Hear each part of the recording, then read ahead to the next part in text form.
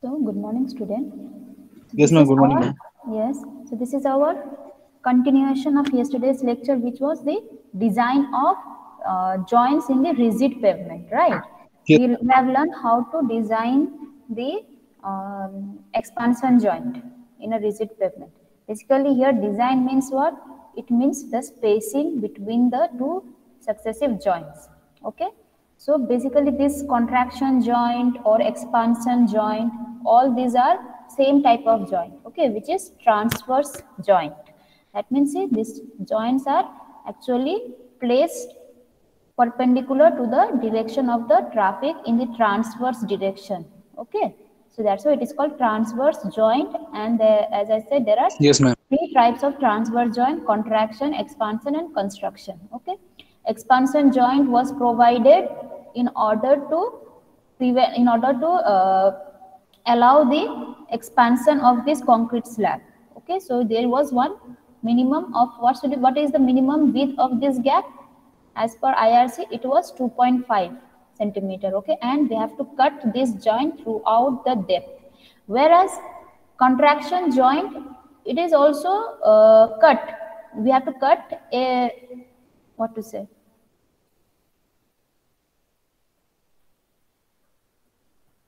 We are cutting this slab up to one third, or we can say this is 25 to 30% of the thickness of the slab. Okay, suppose this is the thickness of the slab, then it is not cut throughout the slab thickness, but it is cut through 25% to 30% of the depth. Okay, which is Yes, your ma'am. 1/4 to one third. Okay, so why is this joints provided? Anyone?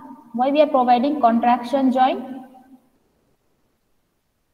See, expansion is what? This will allow the slab to expand, whereas Yes, contraction joints are what? This will allow the slab. If contraction happens, okay, then what happens? This slab will move inward, okay? From here, it will try to squeeze. So this is a whole slab. This is one slab, okay? So it will try to squeeze. It will try to contract, okay? So because of this contraction, what happens? Stresses will be developed within the slab itself, okay? If there yes, is ma'am. no gap provided, then what happens? They will create cracks, okay? Cracks will be developed. So in order to prevent those stress development, what we are doing? We are providing some cracks within the slab itself, so that if this moves, see, this portion of the slab will move this side, okay, and this portion of the slab will move this side. Then since there is some gap, then what happens? It will, the stress which is developed within this slab will be less comparatively if it was not cut. Okay, if it is a solid portion, then what happens? More stress will be developed. But here, since cracks are there, so it can easily squeeze, right? So stress Yes, development will be less.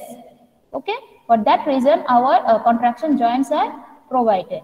Okay, now spacing between the contraction joint, we have to design this only, which is denoted by L suffix E, and the spacing between the expansion joint is L suffix E, okay, which is length of the whole slab, LE, and this is the spacing or interval between the two consecutive or successive contraction is LC. So we have to design LC only. Okay, so contraction joint, there will be two cases. See, this slab, it may be PCC, that is plain cement concrete, okay, or it may be RCC, that is reinforcement cement concrete. Okay, that means yes, what? ma'am. Plain cement concrete, there will be no extra rods, right? Steels will not be present inside this slab. Whereas in RCC, what happens? RCC type, some reinforcement will be provided within the slab. Okay, so there are Yes, ma'am. two cases. So in that two cases, your LC value will be different. Okay, that means the spacing between the two successive contraction joint, it may vary depending upon whether it is PCC or it is RCC, right? Now, Yes, can you ma'am. please, so in depending upon these two cases, there are two types of the formula, okay, for calculating this LC value. Okay, let us see that formula. See, what happens when slab tries to contract. This is what? This is the contraction joint design, or the design of contraction joint without reinforcement. That means the whole slab is what? It is plain cement concrete. No reinforcement or rods are present within the slab. Okay, the whole structure is concrete only. It is made up of concrete only. Okay, so in that case, what we are doing? See, as I said, during contraction, what happens? This slab will move, tends to move inward, okay, from both the direction. Okay, from this side also it will try to squeeze, and from this side also it is trying to squeeze.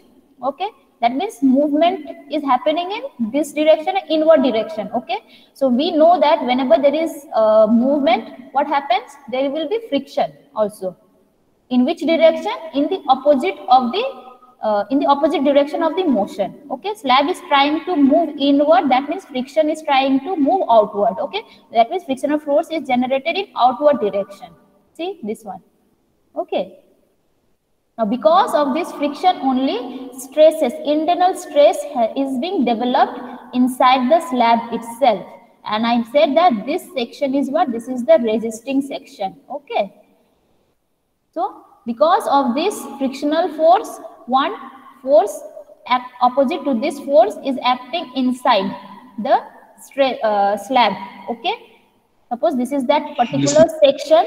If we cut the slab in a particular section, then SC is what? This is opposite to this direction. Okay, that means for this, what is the resisting force that is being developed within the slab is this one, red color. Okay, and for this frictional force, this is that tensile stress. Okay, see here what is happening.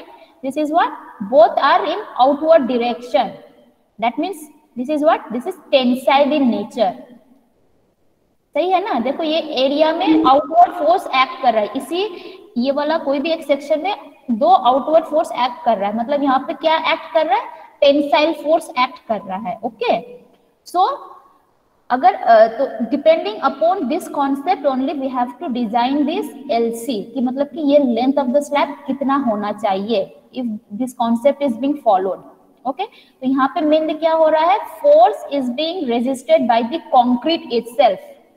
ठीक है, concrete खुद वो tensile force को क्या बोलते हैं, मतलब उसके बीच में क्या हो रहा है? टेंसाइल फोर्स जनरेट हो रहा है. ओके, तो वहीं से हमको ये एलसी कैलकुलेट करना है. So from previous lecture we know that frictional force is equals to what? ये वाला frictional force is equals to the tensile force developed within the concrete slab to resist this frictional force. Okay, yes ma'am.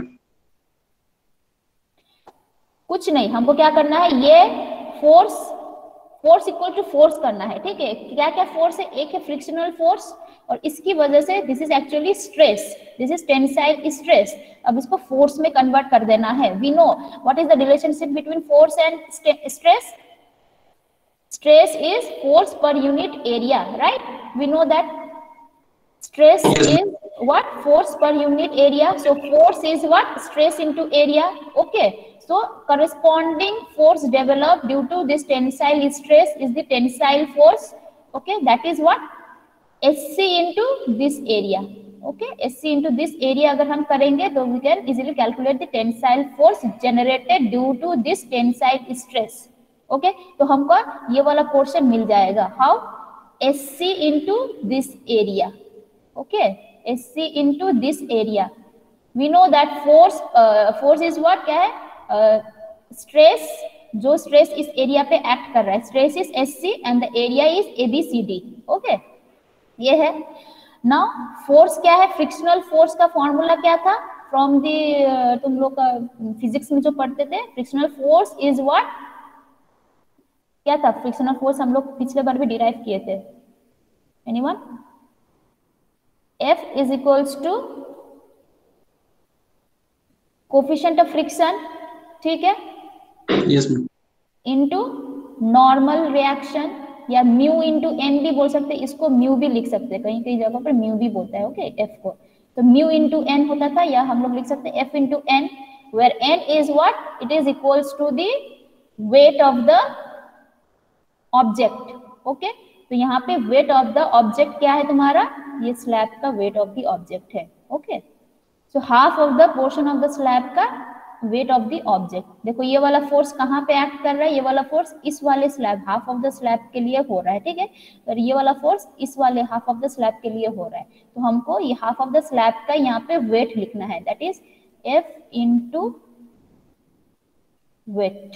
Okay, so W is what, ये force किस लिए act, किसके ऊपर act कर रहा है, ये हाफ ऑफ द स्लैब के ऊपर एक्ट कर रहा है, फ्रिक्शनल फोर्स। ओके, सो इसका वेट का फॉर्मूला क्या है, व्हाट इज फॉर्मूला, अगर if you know the density and if you know the volume, what is the relationship between density, mass and volume?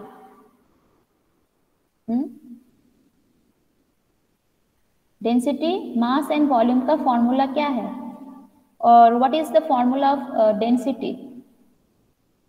If density is gamma, okay, तो हम लोग को पता है density is your mass per unit volume, right, ऐसा है, तो मास per unit volume है डेंसिटी, राइट। और मास को हम लोग यहाँ पे W लिख देंगे, सो W is what, density into volume, V अगर हम लोग लिख देंगे, right, so W is volume into density, ठीक है। तो यहाँ पे W का फॉर्मूला क्या होगा, वॉल्यूम इंटू डेंसिटी, ठीक है। तो ये वाला हाफ ऑफ द स्लैब का वॉल्यूम क्या होगा, density is what, density of the object, object का डेंसिटी, इसको हम लोग कॉन्क्रीट है ये वाला ऑब्जेक्ट, सो गामा C, ठीक है, and this is the volume, ठीक है। तो volume of this half of the slab क्या हो जाएगा, लेंथ, लेंथ कितना है, length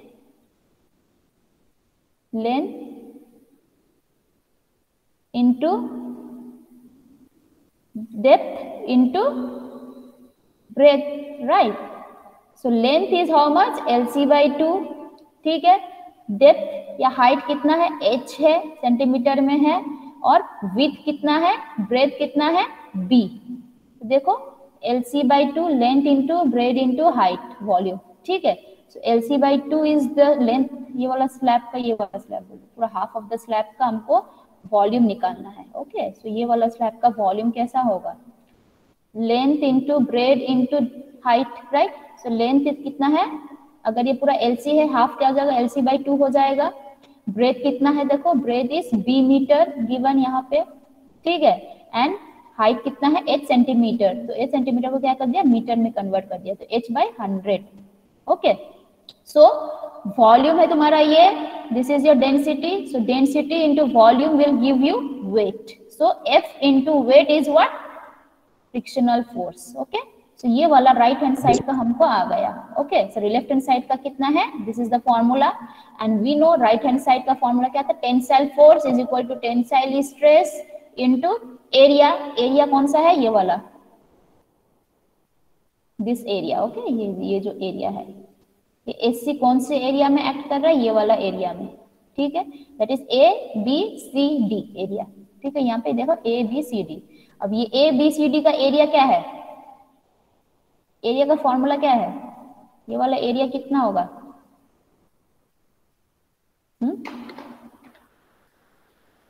area is equals to क्या है, एरिया का फॉर्मूला क्या है, अरे एरिया का फॉर्मूला क्या है, एक स्क्वायर या रेक्टेंगल का, B into D। Yes, length into breadth, right. तो यहाँ पे लेंथ है तुम्हारा B और ब्रेथ है तुम्हारा H, सो B तुम्हारा है किसमें, देखो सेंटीमीटर में कन्वर्ट कर दिया, तो B इंटू 100, H को हम लोग सेंटीमीटर में रखते हैं क्योंकि इसका unit is in centimeter square और kg पर सेंटीमीटर स्क्वायर, ओके। सो तो दोनों को इक्वेट करना, देखो यहाँ पे मीटर क्यूब है, यहाँ पे kg पर मीटर क्यूब है, तो इसको कट जाएगा मीटर क्यूब, ठीक है, तो बचेगा इस वाले का यूनिट इस kg, इस वाले का भी unit will be what, this है kg पर सेंटीमीटर स्क्वायर, ये सेंटीमीटर, सो kg आ रहा है, kg kg दोनों में इक्वल है, ठीक है। सो यहाँ से तुमको हमको क्या चाहिए था, LC, ठीक है, length of the contraction joint, मतलब क्या है, sorry, spacing of the contraction joint का मतलब है, देखो यहाँ पे एक कॉन्ट्रैक्शन जॉइंट खत्म होगा, यहाँ पे मतलब ये वाला स्लैब स्टार्ट हो रहा है, ठीक है, ये वाला स्लैब का ये पोर्शन स्टार्ट हो रहा है, यहाँ पे खत्म हो रहा है, फिर से यहाँ पे एक कट आएगा, फिर से यहाँ से तुम्हारा वो वाला चला जाएगा, ठीक है, जैसे कि ये वाला देखो, ये ठीक है, देखो एक कॉन्ट्रैक्शन जॉइंट खत्म हुआ, हम ये स्लाइस लिए थे एलसी, ये वाला स्लाइस, ये वाला ब्लॉक उठा के हम लोग अभी तक जितना कर रहे थे ये वाला ब्लॉक को उठाकर कर रहे थे, ठीक है, ये है Okay. LC. Okay,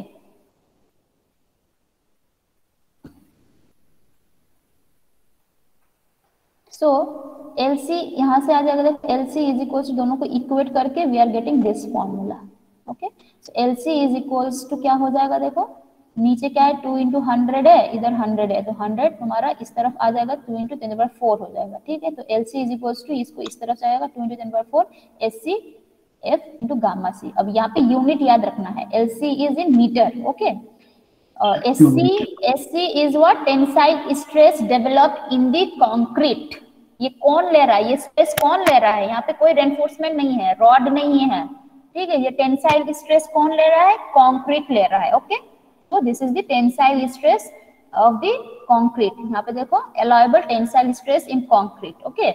In many cases, we have to assume this SC value, which is 0.8 kg per centimeter square. Okay, इसका unit is this one. Maximum ये हो सकता है. Okay, F क्या बोले थे? Coefficient of friction. Okay, friction between this concrete और जो subgrade है उसके बीच में जो friction होगा उसका coefficient of friction. Okay, and the unit अगर नहीं दिया है तो value assume करो 1.5 and gamma C is what? Gamma C is what? Density of the object. यहाँ पे object क्या है? Concrete. So density of the concrete, मतलब unit weight of concrete भी बोल सकते हैं. Okay, which is 2400 kg per meter cube if not given. So these are the value that we have to remember. Okay. So Yes, ma'am. ये note down करो. LC is equals to ये formula note down करो. Yes, ma'am.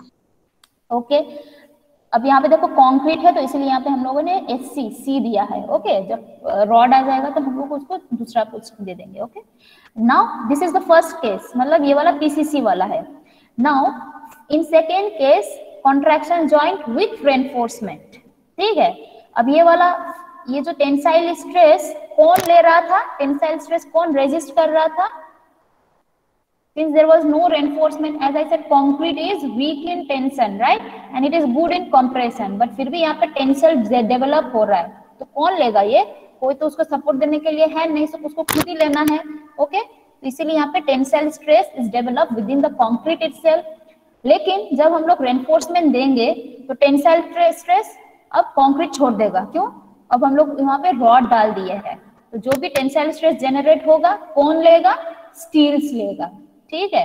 Steel जो हम लोग reinforcement डाले थे, they will tackle the tensile stress because steel is good in tension, right. Concrete वैसे वीक था टेंशन में, तो अब कंक्रीट नहीं लेगा, कंक्रीट छोड़ देगा, क्यों? बिकॉज ऑलरेडी तो रेनफोर्समेंट दे दिया है, तो जो भी टेंशन जनरेट होगा वो स्टील टैकल करेगा। तो देखो अब ये वाला क्या हो रहा है, यहाँ पे देखो स्टील्स के ऊपर, ये जो स्टील का क्रॉस सेक्शन है, एक रॉड का क्रॉस सेक्शन है, उसके ऊपर अब ये टेंसाइल फोर्स जनरेट हो रहा है, टेंसाइल स्ट्रेस जनरेट हो रहा है, ओके। तो अगर ऐसा रिइंफोर्समेंट अगर देंगे तब एलसी का वैल्यू क्या होना चाहिए वो निकालना है, ओके। तो यहाँ पे भी वही है, what is that? Frictional force must be equal to tensile force, लेकिन यहाँ पे टेंसाइल फोर्स अब कौन ले रहा है? डेवलप इन द स्टील, ठीक है। पिछले में कौन ले रहा था? Develop with in the concrete, ठीक है। यहाँ पे PCC प्लेन सीमेंट कंक्रीट था, तो friction force must be equals to tensile force within the concrete. यहाँ पे क्या हो जाएगा? Frictional force must be equal to tensile force within the steel, okay. So tensile frictional force का तो हम लोग ऑलरेडी डिराइव कर चुके हैं, यही है म्यू या F into normal reaction. Normal reaction is equals to weight, weight is equals to volume into density. So F equals to क्या है? फ्रिक्शनल फोर्स इक्वल्स टू है F into volume into density, okay. अब tensile force in steel क्या हो जाएगा? Obviously tensile stress in steel into जितना area of steel है, ठीक है, जितना एरिया ऑफ स्टील, राइट। वहां पे क्या था? टेंसाइल स्ट्रेस इंटू ये वाला कंक्रीट का जो एरिया था, राइट। ये तो कंक्रीट ही है, तो पूरा तो कंक्रीट है, तो कंक्रीट का ये पूरा एरिया में तुम्हारा फोर्स जनरेट हो रहा है, राइट। अब यहाँ पे किस में जनरेट होगा? स्टील पे। तो सिर्फ स्टील का जो क्रॉस सेक्शन एरिया है, डायमीटर, अगर इसको हम लोग बड़ा करके देखेंगे तो क्या हो जाएगा? देखो रॉड विल लुक ऐसा है, ऐसा है, राइट। तो ये रॉड है, okay. So this is the rod. अब फोर्स कहाँ पे एक्ट कर रहा है? ये वाले एरिया पे एक्ट कर रहा है, ये जो एरिया है इसमें एक्ट कर रहा है। ओके, तो इसको हम लोग लिख देंगे, वहां पे SC था, कंक्रीट के था, अब यहाँ पे स्टील है तो SS। तो एक इस तरफ और एक इस तरफ एक्ट कर रहा है, मतलब टेंसाइल, आउटवर्ड में जाएगा ना, टेंसाइल है। ठीक है, तो हमको क्या चाहिए अब? ये वाला क्रॉस सेक्शन एरिया चाहिए। ठीक है, तो यहाँ पे तो एक ही रॉड नहीं है, यहाँ पे कितना सारा रॉड है, बहुत सारा रॉड है। ठीक है, तो अगर ये एक रॉड का अगर area is your AS, small AS, ठीक है, वैसे सपोज 10 तो रॉड है, then what will be the total area? Similar diameter है।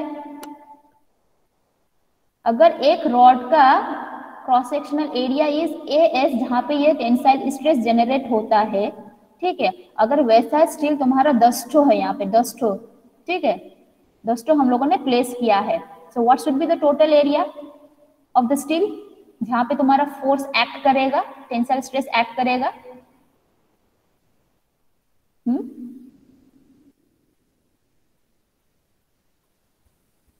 कितना होना चाहिए? अगर एक रॉड का एरिया इज AS, तो 10 रॉड का कितना एरिया हो जाएगा?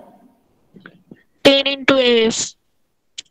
10 into AS, राइट। तो यहाँ पे क्या है ultimately what we are doing? अगर वो टोटल एरिया है तुम्हारा capital AS, if the total area of steel, मतलब जो 10 AS है, ठीक है, इज इक्वल्स टू क्या हो जाएगा? 10 into AS, right, in this example. ठीक है, अब इस एग्जाम्पल में हम लोग 10 नहीं लिखकर क्या लिखेंगे? नंबर ऑफ रॉड्स लिख सकते हैं। ओके, सो इसको हम लोग लिख सकते हैं number of rods, right.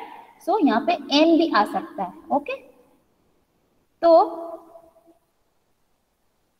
In many cases तुमको ये number they will not given, instead of that what they will give?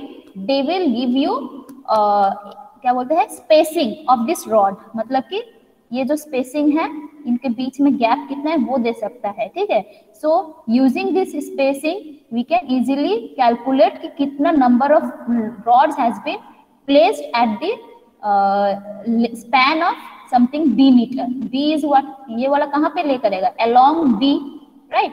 अगर इसका स्पैन क्या है? Span is d metre.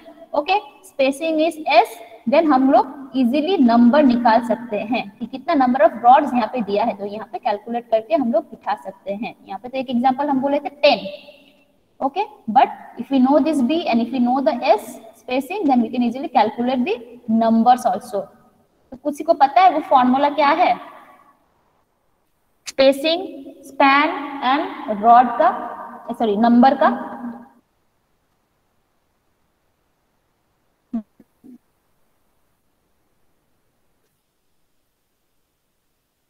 Suppose ये वाला है b मीटर, ठीक है, 10 मीटर करके है, ठीक है, और तुम्हारा एक एक रॉड के बीच का गैप है तुम्हारा, बोल रहे सपोज एक एक रॉड के बीच का गैप है 2-2 मीटर करके। ठीक है, तो कितना सारा रॉड प्लेस करना पड़ेगा 10 मीटर स्पैन में? Yes ma'am. तुम्हारा स्पैन एक दे दिया है सपोज 10 मीटर, ठीक है, okay ma'am. And the distance between, suppose 10 meter का एक स्पैन है, ठीक है, अब उसमें स्टूडेंट्स को हम लोग, तुम लोग को रख दिया है, ठीक है, तुम लोग के बीच में गैप कितना है? तुम लोग के बीच में गैप है 2-2 मीटर करके। ठीक है, तो कितना सारा स्टूडेंट्स लगेगा? कितना सारे स्टूडेंट्स को यहाँ पे खड़ा रखना पड़ेगा?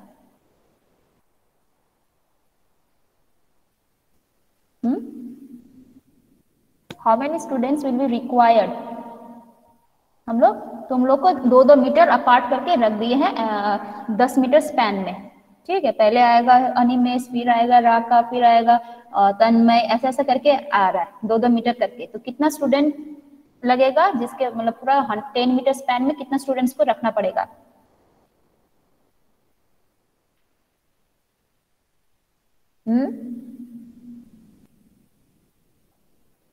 नंबर इज इक्वल्स टू है, फॉर्मूला क्या था? Span by spacing. ओके, तो span by spacing is the formula, ये याद रखना।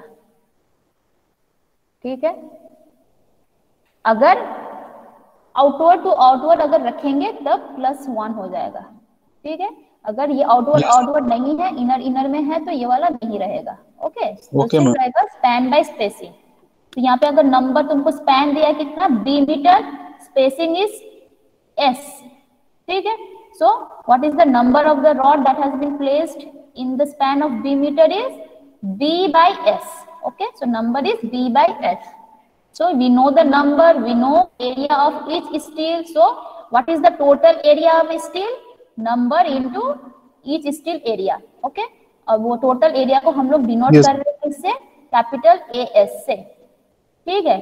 तो इसको अगर हम सब्स्टिट्यूट करेंगे तो देखो we are getting this formula, ठीक है। So LC, this is the frictional force and this is the tensile force generated in the steel. Okay, तो यहाँ पे LC इज इक्वल टू क्या आ जाएगा, 200 SS into AS by FBH gamma C। Unit को ध्यान में रखना है। ओके, देखो ये है मीटर में this is centimeter, so H will be in centimeter, ठीक है। ये है kg पर centimetre square, this is kg per meter cube, okay, and this is centimeter square. Okay, so LC is this one. तो देखो यहाँ से आ रहा है, हम लोग बोले थे area, total area of steel is what, number of steel into cross section of each steel, ठीक है, cross section area of each steel. If that is small as, so number of steel is span by spacing. Okay, so b by s into, यहाँ पे हो जाएगा तुम्हारा pi by 4 d square, pi by 4 होना चाहिए। Okay, मतलब as, small as। Okay, so LC metre में है, SS is what, this is the stress developed in the steel, so allowable tensile stress in steel। okay, तो दो case है, एक है प्लेन बार, एक है डिफॉर्म्ड बार। प्लेन बार मतलब उसका सरफेस में कोई डिफॉर्मेशन नहीं होगा, वैसा टाइप का रॉड यूज करेंगे। सो SS का वैल्यू है देखो इतना, ठीक है, इतना kg पर centimetre square. Again if it is deformed, मतलब जो तुम लोग को मिलता है एकदम रॉड स्पाइरल की तरह दिखता है जो, ठीक है, मतलब उसका सरफेस में कर्व्स है, ग्रूव्स है। So in that if we are using that type of steel, then SS is 2000 kg पर सेंटीमीटर स्क्वायर। ओके, अगर ये दोनों ही नहीं दिया है, कुछ भी नहीं बोला है, so we have to assume this much. Okay, F हम लोग बोले थे 1.5 होगा, gamma C 2400 kg per meter cube, slab beta, slab width in meter, H thickness in centimeter, total cross sectional area in centimeter square.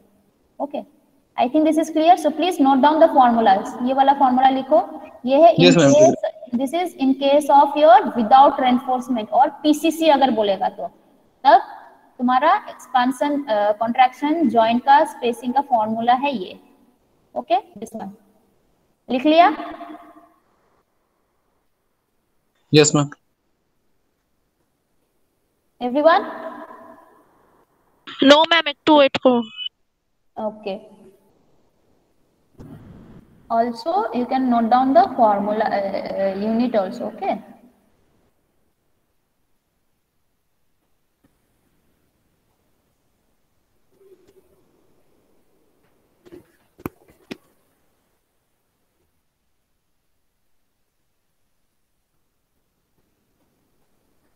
LC meter, SC is kg per centimeter square, gamma C is kg per meter cube, and it is 2400.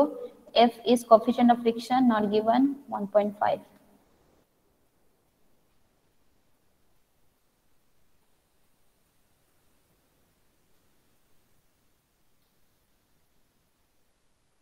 हुआ लिखना? हाँ ma'am. Okay. See, and this is your formula for with reinforcement. Okay. तो SS ये देखो, ये है तुम्हारा tensile stress in steel, ठीक है। Total cross sectional area capital है, इसलिए total cross sectional area of steel, इसलिए सफिक्स में CS है। Okay, F is coefficient of friction, B is width of the slab in meter, H is thickness of the slab in centimeter, gamma C is the concrete का unit weight, okay, which is 2400 kg per meter cube. This is in kg per centimeter square, this is in centimeter square, and your LC will be in meter. And AS का ये भी formula है, okay, कुछ नहीं, number into small as, whereas number is what, span by spacing. Span by spacing लिखो, ये भी लिखने का जरूरत नहीं है, just write number is what, span by spacing. यहाँ पे span मतलब है रॉड किस स्पैन में ले किया गया है? So we are placing rod along the width of the slab, okay, along the width of the slab. So span is here basically the width of the slab, which is B, and spacing is it will be either provided to you, okay, कि एक एक मतलब एक एक rod के बीच का gap कितना है, okay, done. Shall we go to the problem? Yes, ma'am. See here, यहाँ पे देखो Yes, प्रॉब्लम दिया है, क्या है?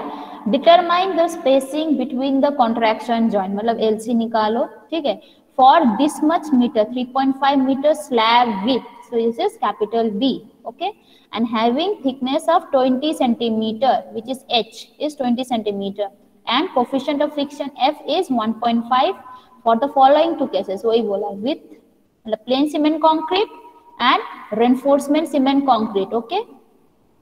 और यहाँ पे देखो स्पेसिफिकेशन दिया गया है, क्या स्पेसिफिकेशन है?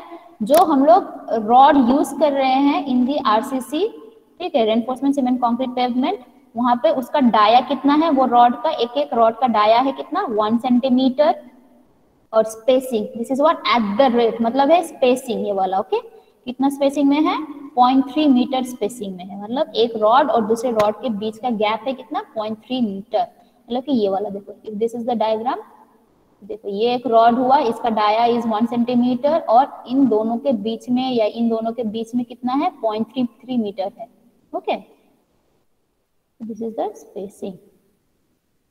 सो फर्स्ट केस का निकालो तो पीसीसी का क्या होगा?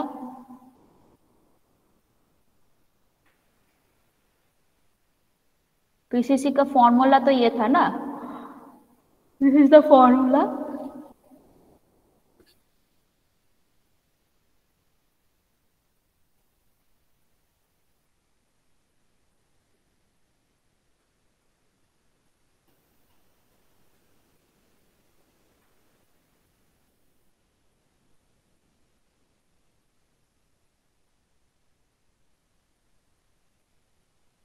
ये फॉर्मूला तो तुम लोग लिख चुके हो.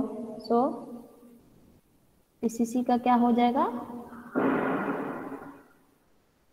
सी, वहां पे जो फॉर्मूला में एससी का वैल्यू लगना चाहिए था वो नहीं दिया है, गामा सी का वैल्यू लगना चाहिए था वो नहीं दिया है. So we have to assume, okay, SC is what, that is the tensile stress in the concrete, okay. Concrete बहुत वीक होता है टेंसाइल में, इसीलिए उसका देखो स्ट्रेस भी बहुत कम है, कितना, 0.8 है, ठीक है.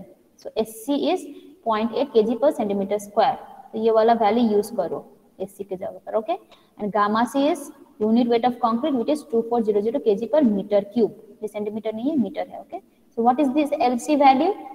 यूनिट के साथ बोलो एलसी वैल्यू.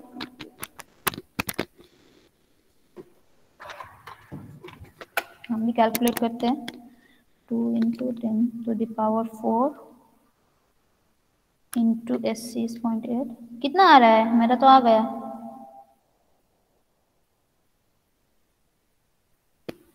ये एलसी कितना आ रहा है देखो, 4.444. यस 0.44 मीटर, ठीक है.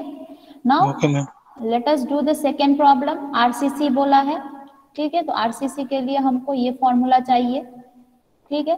तो इसमें क्या चाहिए देखो, एस एस ए एस, ठीक है. अब A S and gamma C तो हम लोग एज्यूम कर सकते हैं, H is given, F is given, B is also given, okay. ये नहीं दिया है, ये नहीं दिया है, तो पहले ये वाला निकालो. तो कैपिटल ए एस का क्या बोले थे, span by spacing into A S. Span क्या होगा, width of the pavement, so width of the pavement B is given, spacing भी गिवन है कितना, 0.3 मीटर, ठीक है. And area is what, π/4 D square, ये तो वो कर दिया हम लोग, π/4 डी स्क्वायर होगा, राइट. सो डी कितना है, 1 centimetre, right. Yes, ma'am. D is the diameter of the steel, each steel का diameter which is 1 centimetre, okay. तो पहले एरिया ऑफ स्टील निकालो, तो total area of steel span by spacing into A. So अच्छा, area diameter कितना था, diameter था तुम्हारा 1 centimetre, right. So diameter is 1 centimetre, निकालिए कितना आएगा. And B was your 3.2, I think B is your 3.5, ठीक है. spacing is 0.3 and dia is 1 centimeter. देखो 3.5 divided by 3 into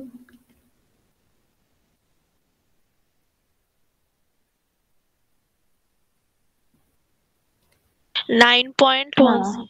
yes 9.16 centimetre square. ठीक है, तो यहाँ पे 9.16 सेंटीमीटर स्क्वायर बिठेगा. ठीक है, now we don't know S S. Okay, अब एस एस का हम देखो दो बोल सकते थे, प्लेन डिफॉर्म. कोई भी नहीं दिया है तो दोनों ही निकाल सकते हो. एक प्लेन बार के लिए एलसी निकालो इन case of reinforcement cement concrete, और एक डिफॉर्म्ड बार के लिए एलसी निकालो. ठीक है, अगर ऐसा भी अगर दोनों का अलग अलग नहीं निकाला तो assume this one also. You can assume ये वाला भी करके भी कर सकते हो, कोई भी एक, आइदर दो या एक. ओके, यहाँ पे देखते क्या किया है हम. I have assumed SS as 1400. ठीक है, तो तुम SS को एज्यूम कर सकते हो. एज्यूम SS as 1400 करके यहाँ पे करो. So 9.16 into 200 into SS is 1400, F is 1.5, beta is 3.5, H should be in centimeter. ये याद रखना, मीटर में कन्वर्ट मत कर देना, हम बार बार बोल रहे हैं. Okay, and H is your H is कितना 20 सेंटीमीटर है. H is 20 centimetre.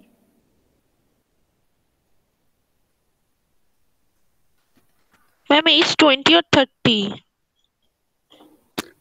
कोথায় 20 ना, ये तो H 20 है. ओके. Yes, ma'am.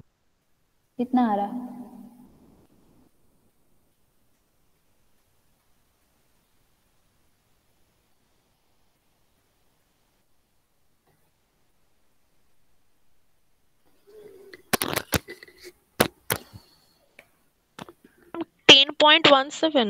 हाँ 10.17 ऐसे कुछ आ रहा है. ओके.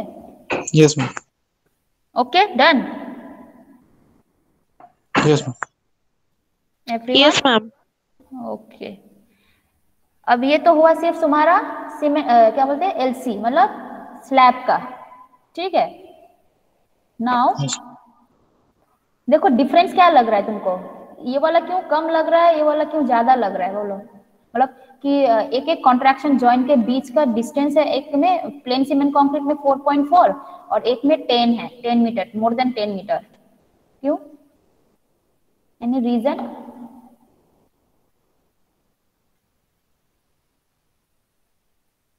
मतलब ये जो गैप है देखो, अगर ये आरसीसी होता है तो एकदम क्लोजली ये गैप देना पड़ता है. क्लोजली कॉन्ट्रैक्शन जॉइंट को हम लोग काटना पड़ रहा है, राइट. कॉन्ट्रैक्शन जॉइंट देना पड़ रहा है क्लोजली 4 मीटर के बीच में इंटरवल में. Okay, now if it is plane cement concrete तो बहुत दूर दूर में तुम्हारा ये एलसी मतलब क्या बोलते हैं कॉन्ट्रैक्शन जॉइंट दे रहे हैं. क्यों? बिकॉज ये जो जॉइंट हम लोग दे ही रहे हैं to resist the tensile stress, right. अगर ये प्लेन सीमेंट कंक्रीट है तो मतलब इसको बहुत ज्यादा इसमें टेंसाइल स्ट्रेस जनरेट होगा, राइट. मतलब टेंसाइल स्ट्रेस जो जनरेट हो रहा है वो कंक्रीट इटसेल्फ को ही देना पड़ेगा. तो इसीलिए ये वाला स्पेसिंग कम कम कर दिया है, जिससे कि जो भी स्ट्रेस होगा वो यहाँ से रिलीज हो जाए, ज्यादा इसको ज्यादा लोड ना पड़े because of this stress. Okay, लेकिन प्लेन रिइंफोर्स्ड सीमेंट कंक्रीट में क्या हो रहा है, टेंसाइल स्ट्रेस कंक्रीट को लेना ही नहीं पड़ रहा है.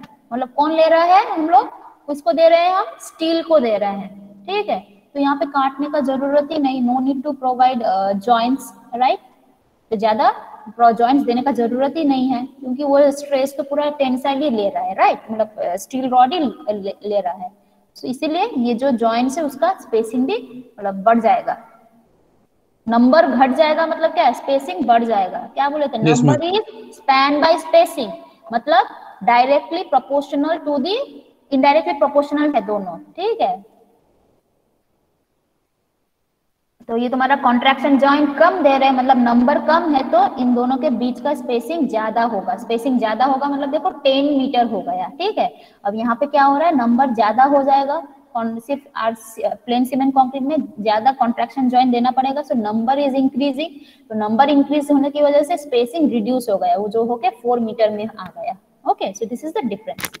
नाउ ये वाला देखते हैं, अगर तुम लोग कर सकते हो कि नहीं. लेट्स सी, ये प्रीवियस क्लास और आज का क्लास को मिलाकर ऐसा वाला प्रॉब्लम देता है तुम लोग को. देखो एग्जाम में See, the maximum increase in temperature is 25 degrees centigrade after the construction of cement concrete pavement. ठीक है. If the expansion joint gap is 2.2 centimeter, determine the spacing of expansion. देखो expansion joint भी बोला है as well as contraction joint. मतलब तुमको दोनों ही joint का डिजाइन करने बोला है. Okay. Yes, ma'am. Assume coefficient of thermal expansion of concrete alpha जो बोले थे that is 10 into 10 minus 6 degree centigrade पर degree centigrade. Unit weight of concrete दिया है इतना, कोफिशिएंट ऑफ फ्रिक्शन ये दिया है, and allowable tensile stress in concrete is this much. Okay, तो यहाँ पे लेकिन कुछ बोला नहीं है कि ये वाला प्लेन सीमेंट कंक्रीट है ना कि रेनफोर्समेंट सीमेंट कंक्रीट. तो तुम लोग इसको एज्यूम करो प्लेन सीमेंट कंक्रीट है बोल के, तो करके तुम लोग ये डिजाइन कर सकते हो. एक्सपांशन जॉइंट और कॉन्ट्रैक्शन जॉइंट दोनों. एक्सपांशन जॉइंट का तो ये वाला फॉर्मूला है, LE इज इक्वल्स टू था डेल्टा बाई 2 अल्फा टी. पहले एक्सपांशन जॉइंट निकालो तो कितना आएगा, क्या क्या चाहिए. Maximum increase in temperature is 25 degree centigrade. तो ये क्या होगा एक्सपांशन जॉइंट में, LE इक्वल्स टू था delta by 2 alpha T, capital T. अब बोलो ये 25 क्या है, capital T ma'am. Yes, this is capital T given. ठीक है. बोला है if the expansion joint gap is 2.2 centimetre. तो ये क्या है, ये क्या डेल्टा है ना कि ये डेल्टा है. कौन सा डेल्टा है ये या ये. The expansion joint gap is 2.2 centimetre. देखो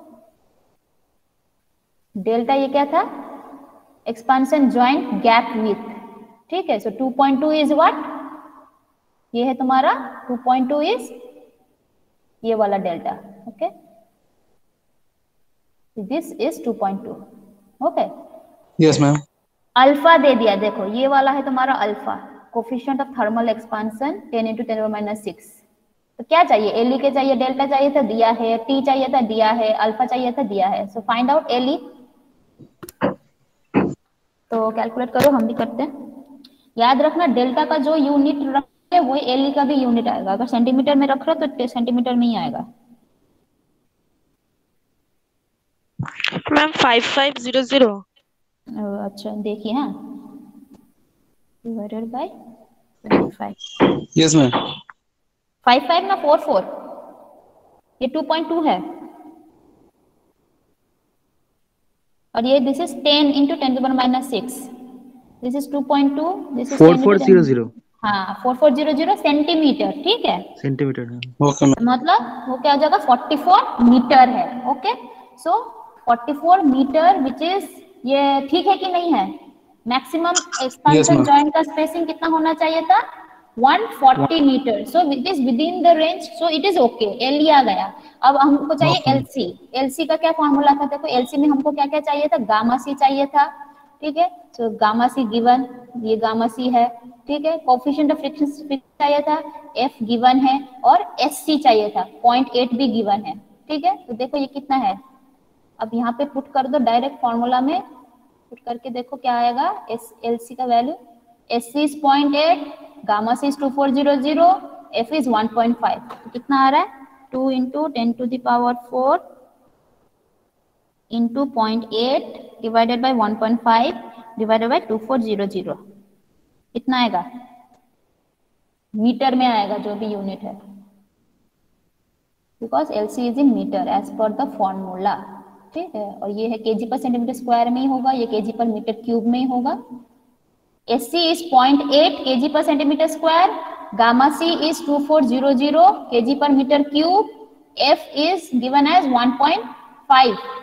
So what is LC? 4.4. 44. Yes, so 4.44 metre. क्योंकि देखो यहाँ पे सेंटीमीटर स्क्वायर है, इसको सेंटीमीटर में मत रख देना, ये पूरा ये जो है ना इसी में ही तुम्हारा पूरा कन्वर्शन किया गया है. Okay, so LC is in meter only. So LC is 4.44 metre. I think समझ में आ गया, ऐसे प्रॉब्लम आएगा. Okay okay ma'am. Okay, thank you. आज के लिए इतना ही करते हैं then. Okay okay, thank you. आ सकते हो.